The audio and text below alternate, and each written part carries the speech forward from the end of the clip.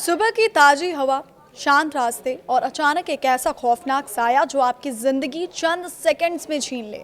जब पुलिस इस कत्ल की तह तक पहुंचे और कातिल ये अजीबोगरीब दलील दे कि उसे किसी जिन ने खून करने का हुक्म दिया था, तो आप इसे क्या कहेंगे? एक शातिर साजिश या किसी भयानक मानसिक भ्रम का जाल? नमस्कार, आप देख रहे हैं हमारा डिजिटल प्लेटफॉर्म। उत्तर प्रदेश के बरेली जिले से एक ऐसा हैरान करने वाला और रूह कपा देने वाला मामला सामने आया है जिसने हर किसी को सन्न कर दिया।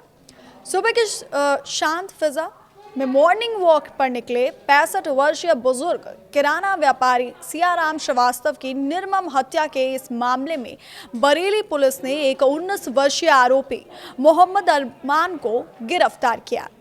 इस हत्याकांड में आरोपी ने पुलिस के सामने पूछताछ में जो सनसनीखेज कबूलनामा दिया है, उसने न केवल जांच अधिकारियों बल्कि आम जनता को भी गहरी सोच में डाल दिया। आरोपी का दावा है कि उसके कानों में किसी अदृश्य जिन की आवाज गूंजती थी, जो उसे लगातार लोगों की हत्याएं करने के लिए उकसाती थी। हालांकि पुलिस ने इस दावे को सिरे से खारिज करते हुए ये कहा कि यह आरोपी की दिमागी उपज या खुद को बचाने का एक पैंतरा हो सकता है, जिसकी सत्यता परखने के लिए उसकी मानसिक स्थिति का विस्तृत चिकित्सीय परीक्षण कराया जा रहा है।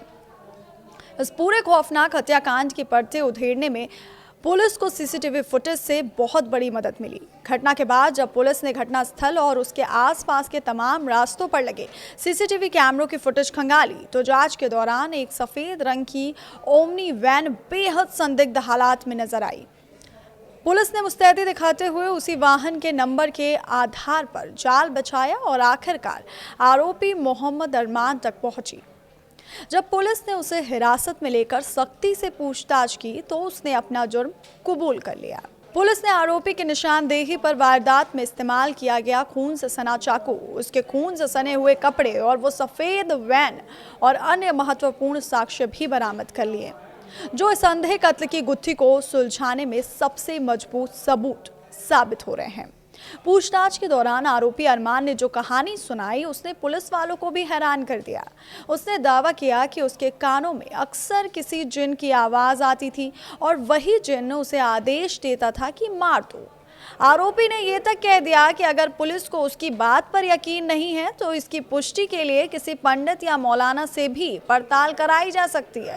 हालांकि पुलिस ने स्पष्ट रूप से यह साफ कर दिया कि कानून के दायरे में ऐसे बयानों का कोई आधार नहीं होता और यह आरोपी द्वारा जांच को भटकाने या अपनी मानसिक स्थिति का बहाना बनाने की एक चाल भी हो सकती है।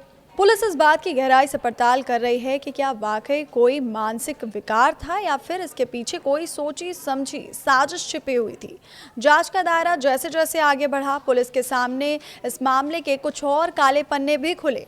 शुरुआती तफ्तीश में ये बात सामने आई कि ये आरोपी मोहम्मद अरमान नशीले पदार्थों के सेवन का आदी था और उसका मानसिक स्वास्थ्य से जुड़ा कोई इलाज, पहले भी उसका कुछ इलाज चल रहा था।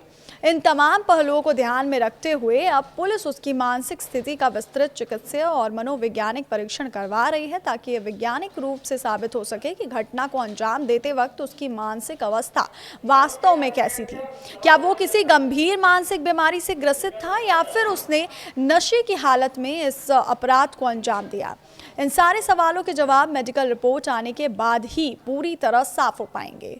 इस हत्याकांड में सिर्फ बेटा ही नहीं बल्कि उसके पिता की भूमिका भी बेहद संदिग्ध पाई गई है, जिसके चलते पुलिस ने एक और बड़ा कदम उठाया। जांच में ये खुलासा हुआ कि आरोपी के पिता भी इस मर्डर के बाद सबूतों को मिटाने और मामले को दबाने की गंभीर कोशिश करने का उन पर भी आरोप है।